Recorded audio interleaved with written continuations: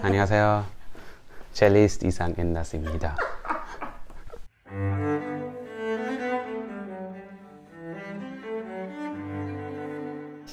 MBTI. 네, was ist das MBTI? We're obsessed it's with that. I'm an architect. It's terrible to be with me, but I'm a good person. I do like DIY things, so I like to build things with my hands. In the pandemic, I tried to build a violin. So I went to a friend's workshop and built a violin for about 1.5 years or something. I spent a lot of time there really learning the entire craftsmanship, and it was an incredible joy and adventure. I mean, of course, I'm an absolute amateur luthier. I have no idea about violin making, but it was just incredible. All these knife skills, you have to learn how to sharpen the knives, and then how a wood is growing and how it works when you cut it. And it's just amazing. Oh, your violin sounds great. An instrument always sounds as good as the player. So when I play it, it sounds absolutely terrible, but when someone else is playing it, a good violinist playing, then it sounds good, yeah.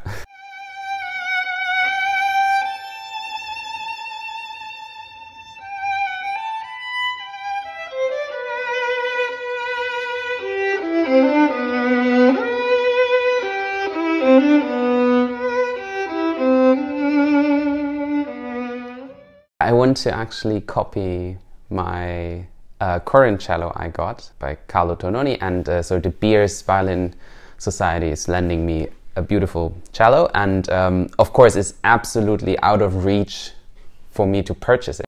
Someday I probably need to give it back, someday. So until then I want to have, yes, sort of a reminiscence of it and build my own cello as a copy of these wonderful cello. So in my good old days, I can still look back and say, okay, wow, I have this wonderful memory. Yeah. Mm-hmm. So you have many cellos, as I know. A few, yeah. A few, more than I was young. So when I was younger, I never had a cello, basically. I never also owned a cello. So one of my life goals was it to actually own my own instrument, not to be dependent on other people. But sooner than later, it was clear that I actually cannot afford a beautiful cello, or not as beautiful as I would like it. A few years ago, I got lucky and could purchase a Jean-Baptiste Vuillaume cello, and I also got modern cellos. But as I said, I got very lucky with a beautiful cello by the Beer Society. For now, incredibly grateful. Yes, on every disc is another cello. On that Vox Humana, I had recorded it on my Vuillaume. The entire album is somehow dedicated to French repertoire. The Vuillaume was offering me colors and sounds which are somehow related to that music. My trio recording, so with the Sitkovetsky trio, where I'm a member already for like 7 years now, and also there's a French disc with Ravel and Saint-Saëns trio, which is also recorded on the Vuillaume cello, all Beethoven piano trios, and there you can hear the Tononi cello. It's I feel privileged to have that choice. Yeah. I was listening a lot to your recordings, as I told you. It doesn't matter which cello you play, it's you, and that's so interesting for me. And I was thinking, what does make you you? So sound is a very personal thing. Everyone has another aesthetic growing up. I grew up with Lynn Harrell, which was my musical hero for many years. When I met him, I played basically like him. I just copied his sound, everything. So vibrato, slides, expressions, everything was, I listened and tried to copy that.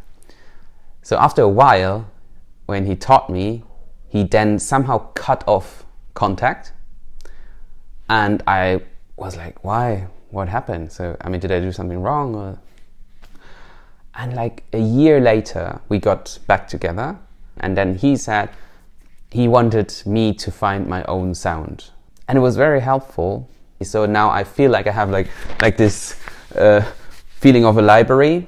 I have a huge storage of possibilities and how to say methods, and I don't want to necessarily say skills, but it's just opportunities to make different sounds, which I was lucky enough to learn.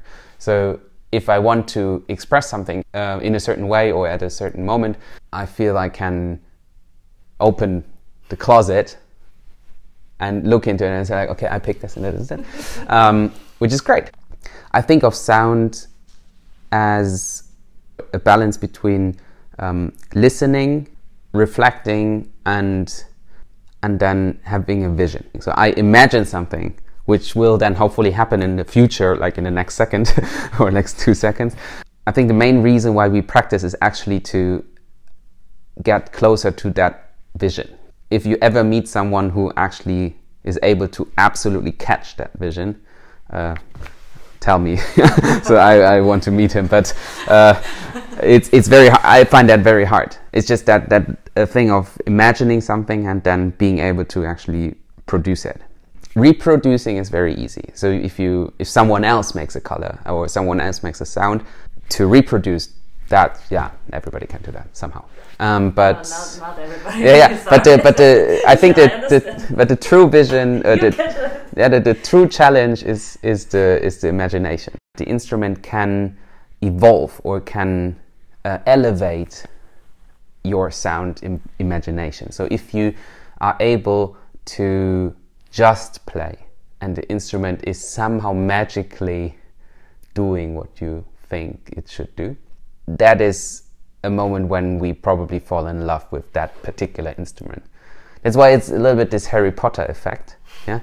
So with a bow or with an instrument, so you go to a violin shop or you get a cello and get it in a hand and then you play and you immediately feel like, oh yeah, that's it. So everything just it comes out. It happens, which doesn't mean that there's only one. It's like with couples, like with love. There's not only one. So you're gonna, over time, you will fall in love with many people. So with many instruments and many bows. Finding the right color or right interpretation or sound really depends on the current state of mind and how it is balanced with your own actual capabilities. So sometimes I'm just not good enough to do what I imagine. Then I have to maybe downsize my own expectations and say like, oh well, okay, I want this and that, but I just can't do it. It can happen. It can happen. Finding that imagination, that is the most creative part of what we do, and this does not happen at the instrument, for my understanding. So of course, everybody has its own way. I listen in my ear, I listen in my head, and I'm aware of what is written in the scores. There's a slur, there's a crescendo, there's a timing, there's a rhythm. There's other music around most of the time, other instruments. Compilation of all that information. Something comes up and it takes time. The most important skill I can forward to my child is to deal with boredom. Because once you are bored, you start creating. So you need that empty space, you need that silence of like, what am I gonna do right now? And of course, pressure is always easygoing. Pressure is something which makes life easy for many people because it's somehow effective and you find some sort of solution very quickly. But to have a true creativity and reflection of your mindset, of your time and your current state, you need time and boredom. It's then the creativeness starts in that moment. when I was listening to your Debussy sonata, for me, second movement was really inspiring in a way. How does it go? A lot of pizzicati. Yeah. Your pizzicati were talking to me.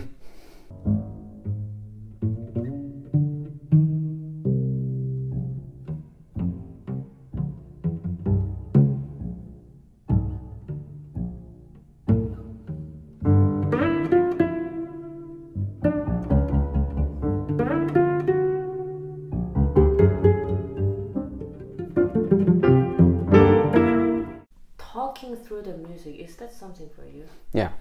Every note has its own consonant or vowel. And so every note has three elements. You have, this is a note. It has a beginning, it has an ending, and it has a duration. So the beginning is the articulation, and the ending is what remains and goes to the next note. So it's always important how it starts and how it ends.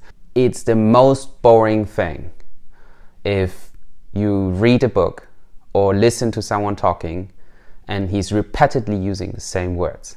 Imagine someone would constantly just say and. You could never listen to someone talking where every word starts with a D. It's just not possible. Yeah? I don't even want to go that far to say that every piece has a sort of storytelling. Okay, someone walking through a garden or in a landscape thing. Yeah, of course, we can do that. But a narrative in music and a phrase or in a melody is with consonant and vowels, with words. Some are going forward, some are going backwards. Some need space, and some others are just fast. So just like normal talking, so I don't know, in whatever language people are talking, certain expressions, certain words need a certain direction. And see, now I said many times certain. So also for pizzicato, there's not just one pizzicato. Because if you ever write your own music, which I would recommend anyone to just sit down and try to write your own music to understand how damn difficult it is to actually write a piece. Not only the technique of how an instrument works, but then how terrible it is for a composer to write one accent and another accent and another accent, but all three of them are supposed to be different. But you have only that one sign you can put. And there's only one forte. But there can be so many fortes. So the range between forte and fortissimo or forte to piano, there's still something in between. It's not just one forte. So this range to actually write down is such a limitation for the composer that it's now our job to think of, okay, what possibilities are there? And you have an arpeggio, for example, when you talk about pizzicato, you have an arpeggio, and every time the timing is the same. It's not meant like that. What should Debussy write? Yeah, what should he write there? It's like different timing. Yeah, it's so different. Different There's no way to describe that on paper for musicians in 200 years. You are so reliable. You have to rely on the skills of the musician and the willingness to actually read and understand the scores. Not that I understood, absolutely not, but I try to at least give my narrative. That at the end is probably an interpretation. Yeah. I absolutely love your Bach record. I recommend to every student of mine. But it's a practical question. Which manuscript did you use? Yeah, I have the Bärenreiter edition with all 6 manuscripts. After all, I used a combination of Anna Magdalena and the Kellner. Their discrepancy, especially about bowing. So I erased all bowings by Anna Magdalena and took only my own bowings. When you look at the suite number 5 in C minor, the original suite is written in G minor for lute. So the lute version, they say, or they assume, was written before the cello version. So the cello version is actually a transcript of the lute version. And we have an original manuscript by Bach of that lute version, which we don't have from the C minor version. And when you look at the saraband, you will see in the manuscript of the G minor lute version that he wrote slurs. He wrote bowings, but the lute can't play bowings. It's just not possible. It must be phrasings. Otherwise, yeah. So I transcribed, for example, these phrasings to the cello version. What I worked the most on was bowings. Manuscript I used as a basis is not that important because after all it's just a few notes here and there which are a little bit different. Maybe there's an A flat instead of an A or something. It's not that big of a deal. But the real difference is to decide if you take the bowings by Anna Magdalena or by someone else or your own. Yeah. So I had sort of patterns for myself which I used, for example, upgoing scales, just the normal scale, and every scale which has more or about 4 notes or more in one direction are separated, for example. 1 note plus a bigger interval and then 3 notes in a scale, it's always one separate free slurred, and so on and so on. So, and you can then find your way of making bowings step by step. Of course, sometimes it doesn't make sense, or it will. You have to alternate, but you realize there is a pattern you can use for yourself, which then gives a style of playing. And I don't talk about. I'm not talking about sound yet, yeah, or like vibrato or dynamics or anything like that. So it's first of all, it's just that how you speak when you play. Yeah, I find bowings are the most important factor in this. Then you can start putting dynamics in, of course, directions, which are all, I think, led by harmonies. And then we have a German word which is Inegalität. It's I hate that word. yeah, I know it's a strange word, Inegalität. Yeah. So Egalität comes from the maybe the French word égalité. So equalness. You play basically every note the same, or like one tempo, and no matter what, you just play one tempo. And there was a time when people thought that's the right way. I'm a fan of that inequality, yeah. So unevenness, uneven, and you have tempo between one bar and another one within a bar. Yeah, you have like 4 beats in a bar. There are the big beats, there are smaller beats, and within the beats there are 4 notes. One thing I always tell, and I will probably tell until I die, is not one single note is the same. It just does not exist. For that sake, you spend a lot of time practicing or like discovering how every note can be different. How's your Korean doing? Terrible. Terrible. 안 돼. My Korean is just about to understand if someone is talking about me. And bad things. Yeah, and I can order food. That's about it. Yeah. Which is a shame. I find that actually terribly sad that I didn't manage. If I would have a lot of time, I would definitely want to do this and learn properly to speak in Korean, particularly because of my grandma. My harmony is 93, I think. We all know it's her last chapter of life, and never in my life, apart from the few years until I was like 6 or 7, I was actually able to properly talk to her. I can, of course, talk with her, or she can talk to me, and I do understand most of it, but she has a very moving biography. Still, I would love to be actually able to fully understand her life and her way of living. And she made a life which we all can't imagine. Her being a young Korean girl under Japanese occupation with a Japanese name and going through the war and going down to Busan, then all the way up again, making a new life, first in a dictatorship, then in a democracy. I was born 88, so 88. Olympic. And I know it's a very significant year. For her, I am the new life, the new Korea in a way, or the new chapter of modern Korea. And she made it possible for all her 4 children as a single mom, for all of them to go abroad and live and study abroad. I can see with what kind of benefits every generation can live now compared to what she had. So there was a constant development of life.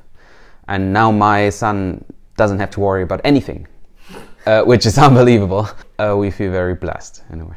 You're very close with your son.